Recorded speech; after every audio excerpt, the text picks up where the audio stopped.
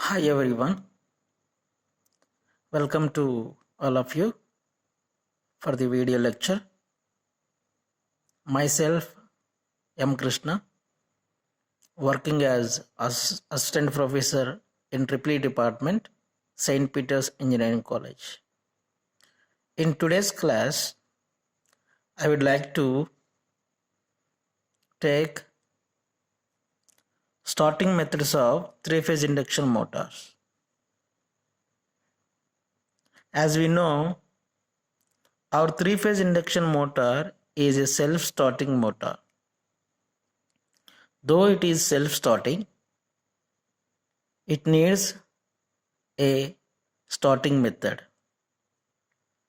The starting method is employed not for starting purpose.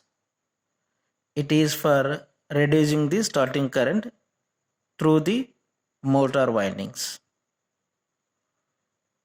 Okay, so initially three-phase induction motor is at standstill position, means halt condition. In that condition, as we know, every physical part, we can say indirectly, the rotating part, rotor, has some inertia. Due to that inertia, it couldn't move initially without any external force. And we'll see some analysis. The starting current in the rotor winding is like this.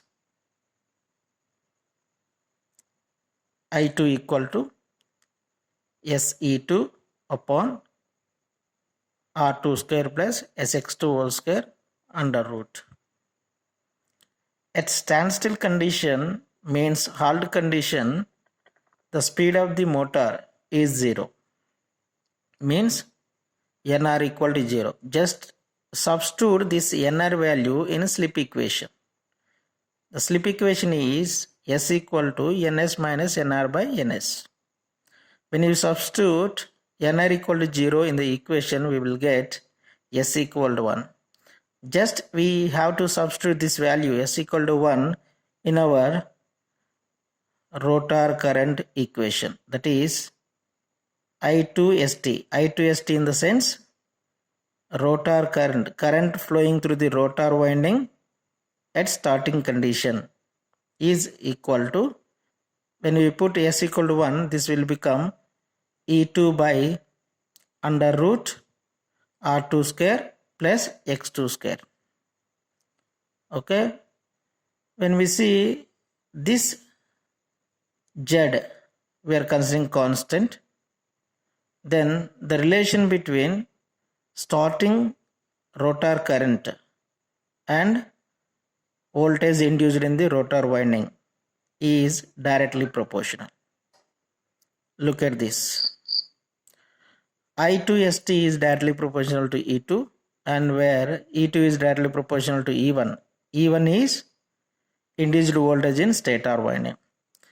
The induced voltage in stator winding is directly proportional to the applied voltage to the stator winding, that is supply voltage.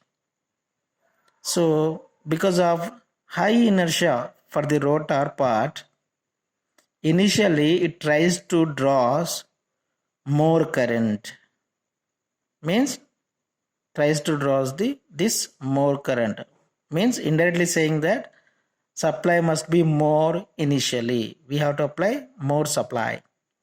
So from the above analysis, we can say that the rotor will try to draw more current at starting due to its inertia from supply.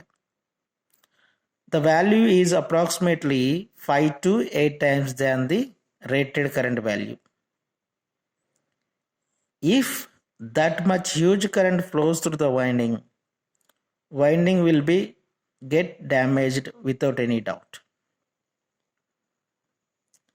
Hence, the rotor winding must be protected against short circuit currents or overrated currents. which are the values? Higher values. So the starting current must be reduced. For that purpose, some opposite property for the current must be inserted in series with the winding to oppose the starting current, to reduce the starting current. For example, resistance is the opposite property for the current. Impedance is also opposite property for the current. Reactance is also opposite property for the current, opposing nature. So when we introduce like this at the starting position, automatically the starting current will be reduced and we can protect the motor. For that purpose, there are two ways that we can reduce the starting current. One is from stator side, other one is from rotor side. As we know, 80% of electrical loads are induction motors, and in that 80%, 70% of induction motor loads are squirrel cage type. As we know, there exist two types. One is squirrel cage type, other one is slip ring type or wound rotor type.